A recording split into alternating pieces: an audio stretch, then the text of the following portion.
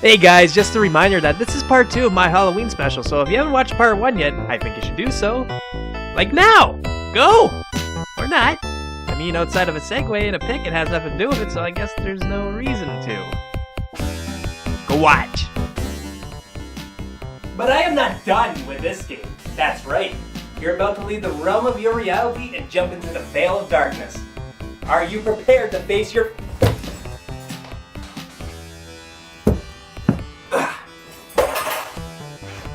Be prepared! Because you're about to face your fears, and you might not make it back with your sanity intact. Are you ready? Because I'm not...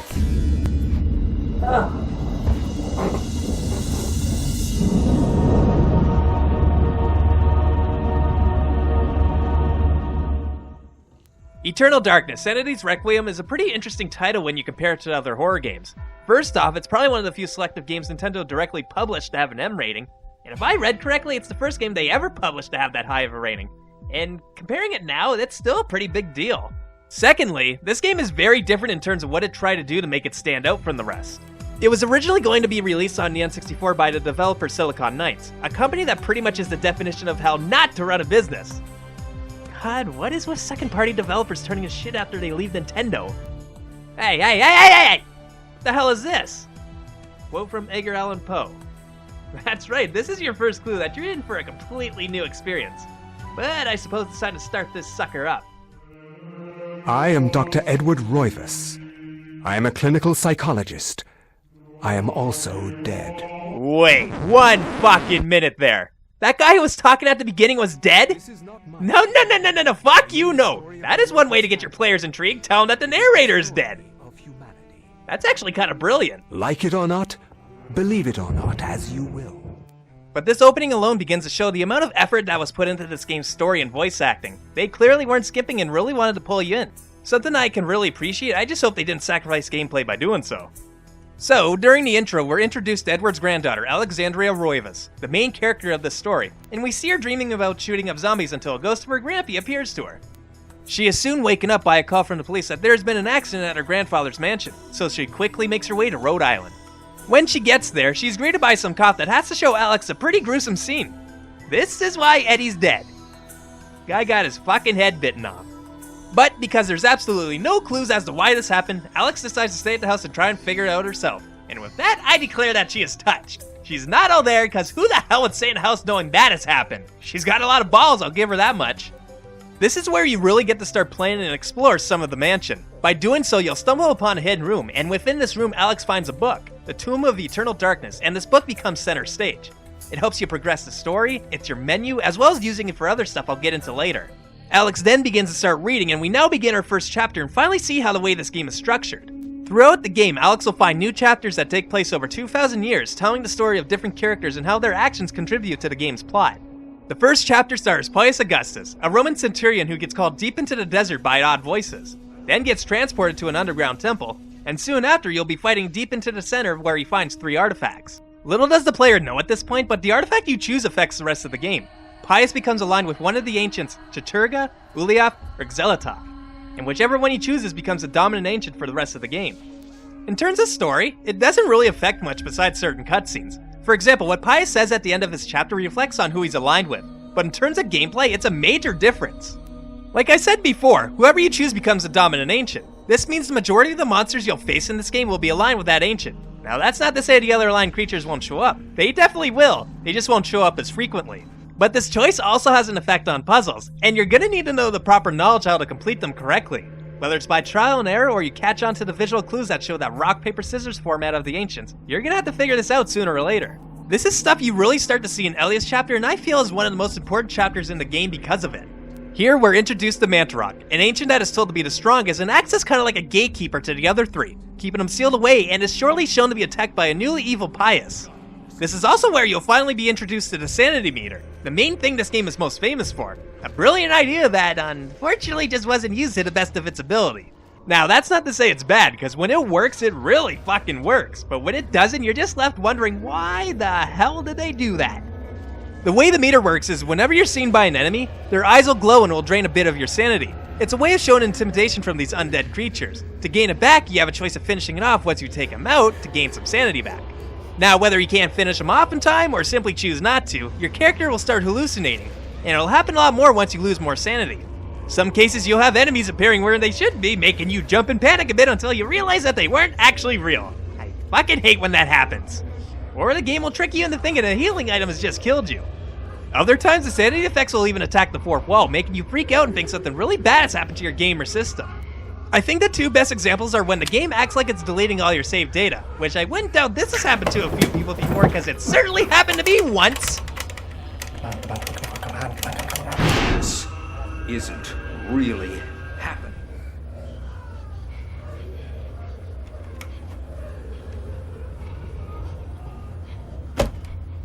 The other one is that they actually turned the blue screen of death into a sanity effect.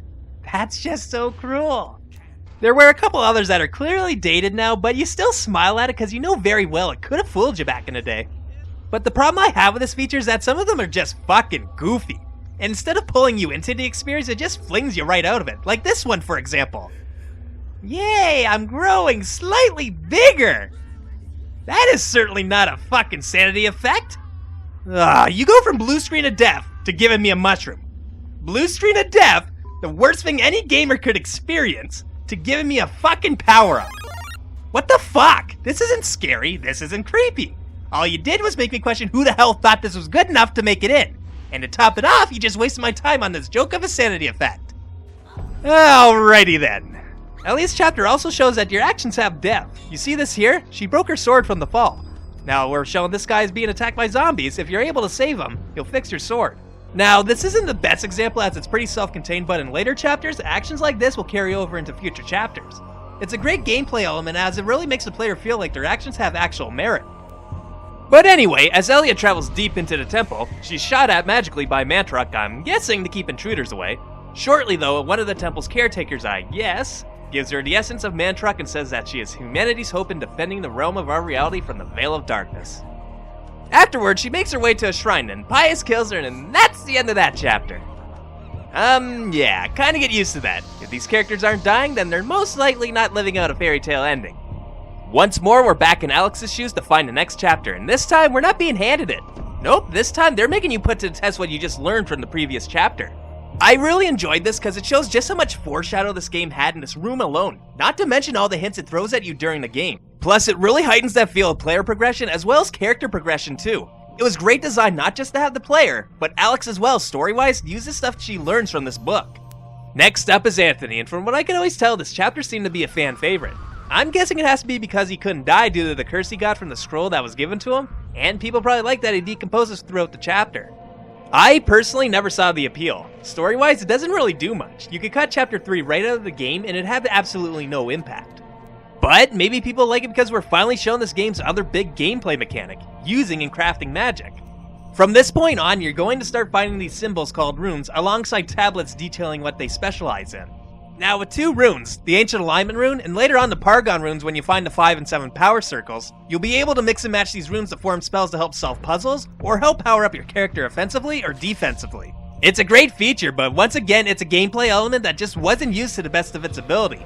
Or should I say used way too well to the best of its ability to the point it becomes game-breaking. In terms of puzzles, it's fine, and used pretty well, but when it comes to benefiting the player, you can use it to buff up your weapons, create barriers or withstand hits, and the biggest one for sure is the heal spell. But oh my god, these spells take away any challenge this game might have had! Personally, I feel the heal spell is the biggest culprit of this broken element, as it takes away any worry about dying from just about all enemies. But it's a catch-22 because some may say just don't use it. But here's the problem. There's no health pickups. None! Nilch! In fact, there's only 4 healing items throughout the game and they're character specific. And only 2 of them are for healing health. For fuck's sakes. So does anyone honestly believe anyone is gonna go through an entire chapter without healing themselves unless they intentionally go to the Trapper dimension? Ha! Yeah, right. Not happening because no one likes to die in a video game. It's a shame because this whole issue could have been avoided with health pickups. So we soon move on to the Gift of Forever, and this is hands down my favorite chapter. Karim is awesome to play as. The guy fucking dual wields swords and then gains access to a sword called the Ramdal that just destroys his enemies. Oh, you lost your head? Well, fuck you, lose your torso too. Ah, yes! Just look at that! Took out the entire top half of that motherfucker! Oh, it's so satisfying! Also, Karim probably has one of the most straightforward chapters in the game. Given one would think this linearity would be a con, but in fact it's a pro considering the amount of combat Karim has to deal with. But some of you may have noticed by now, we've been here before. Yeah, we traveled these halls before with Pius. The most negative assholes out there will say this is lazy level design, but I say it's ingenious.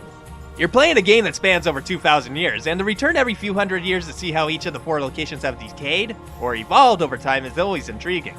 Plus, it's not like they never change anything. Every time you revisit these places, they change just enough for it to have that perfect balance of new yet familiar, and in some cases, it's barely even recognizable. So as Karim travels through the temple, he finally finds the artifact that he was sent to find to win the heart of a certain woman named Chandra, who is dead by the time he finds it. She appears to him and tells him what happened to her. Who did this to you?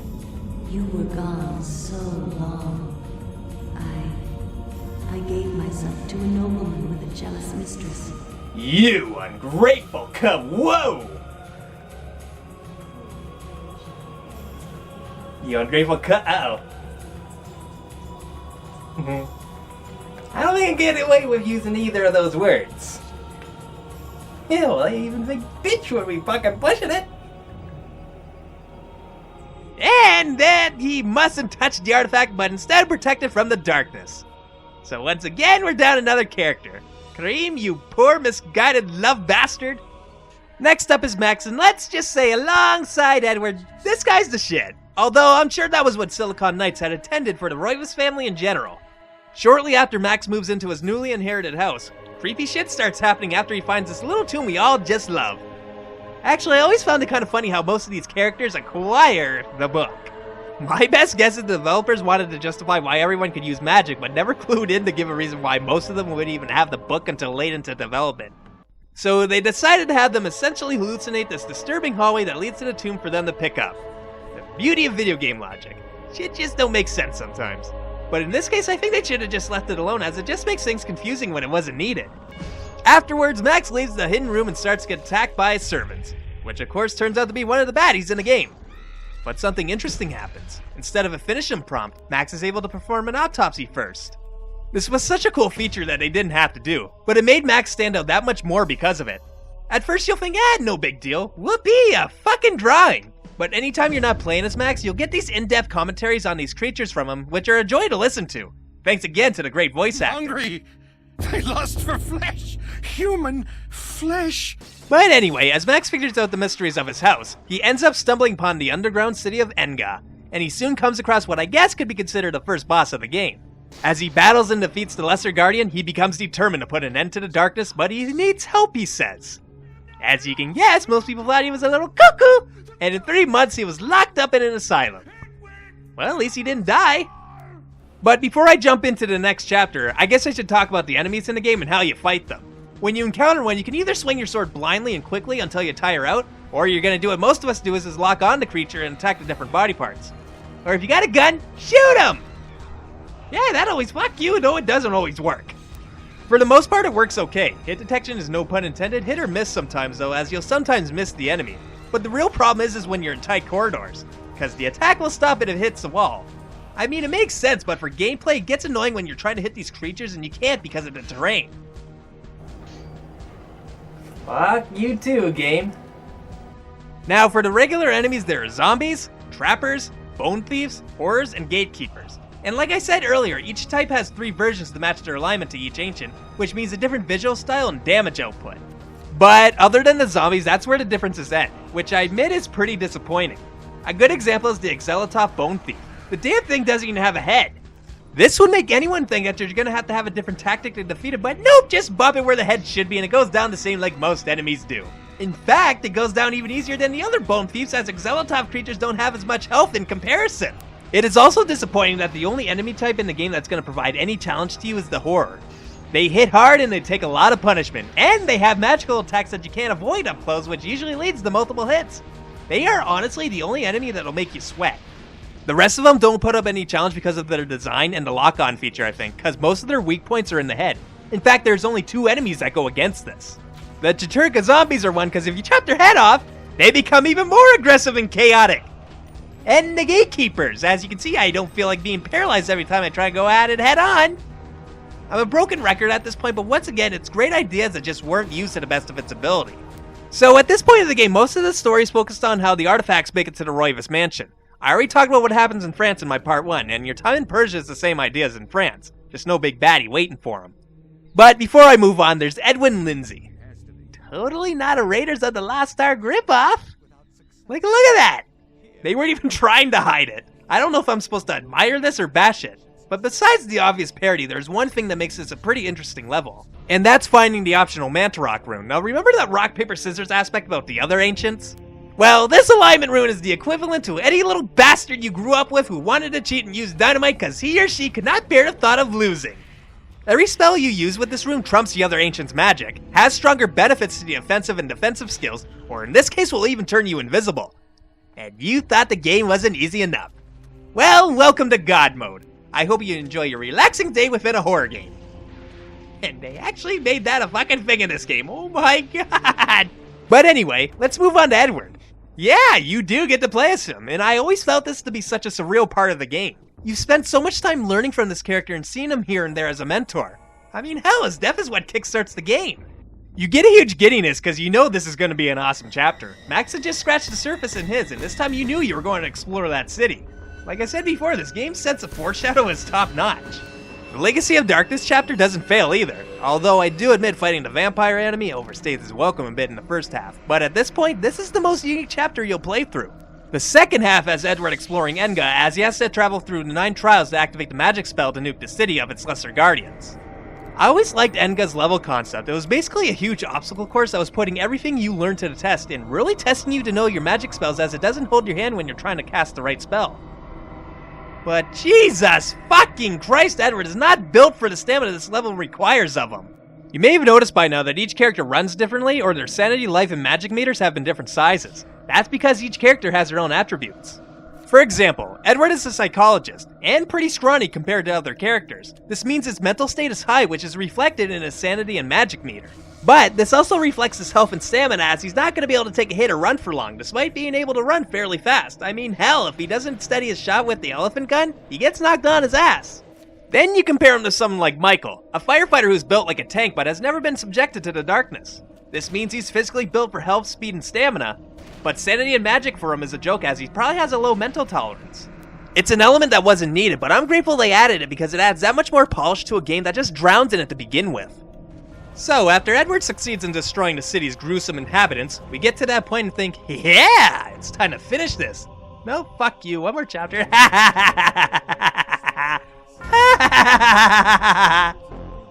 But, well, yeah, anyway, I always felt like this chapter was kind of off-putting. Not to say that the chapter is bad, it's a fun chapter, and it's not like I'm gonna pass up playing as a Canadian, because let's be real, that, like, never fucking happens. But I always felt like Michael's chapter should have been before Edward's. But I do understand why, because Alex's chapter is very similar to Edward's, as she's doing the same thing, just with different obstacles. But I have one big issue with Alex's chapter. What the fuck were you guys thinking when you added that damage field for the second run? To make it seem harder? You fuckheads! This doesn't make it harder, just made it annoying because every time you finish a section, you have to come back here and cast a shield spell so you don't get hurt every goddamn fucking time! What the hell? You had some great ideas, Silicon Knights. This floor here? Well, I hope you accept this finger. You can take a guess which one it is. So after Alexandria finishes putting her spell together, she confronts Pius. Shortly after, he finally achieves his goal and summons one of the ancients. But, aha! So does Alex, and now the final battle begins. And to be honest, it's kind of underwhelming, as like with the rest of the game, it's pretty easy, unfortunately. The fight itself isn't anything special. All you have to do is dodge his attacks while you destroy his artifact. Afterwards, all you have to do is hit Pius enough times to kill him. And if you were savvy enough to get the enchanted Gladius, well, you already won the minute he started taunting you. Luckily though, it makes up for this in presentation since it shows the fight between the two ancients while you fight. Kinda like a rough version of what Bayonetta 2 did in certain fights. But after a grueling battle, well, cinematically that is, you're left with a wounded Pius, making sure you know your efforts were still in vain.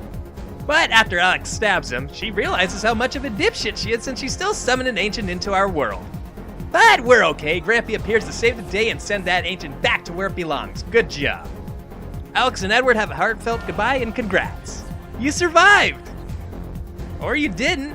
If you die, well...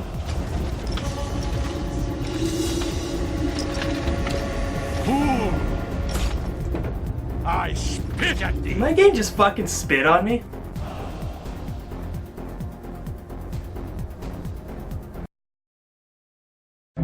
Well, there you have it. I really hope you guys enjoyed it just as much as I did making it. Especially part 1. In fact, I might make that an annual thing. But as always, if you like these videos, then like, subscribe, Facebook, you know the drill by now. Everyone does it. If you can't figure it out, then oh my. I also made it easier for you if you want to check out Max's autopsies. They're really awesome to listen to. But other than that, have a safe and awesome Halloween. I'm out of here.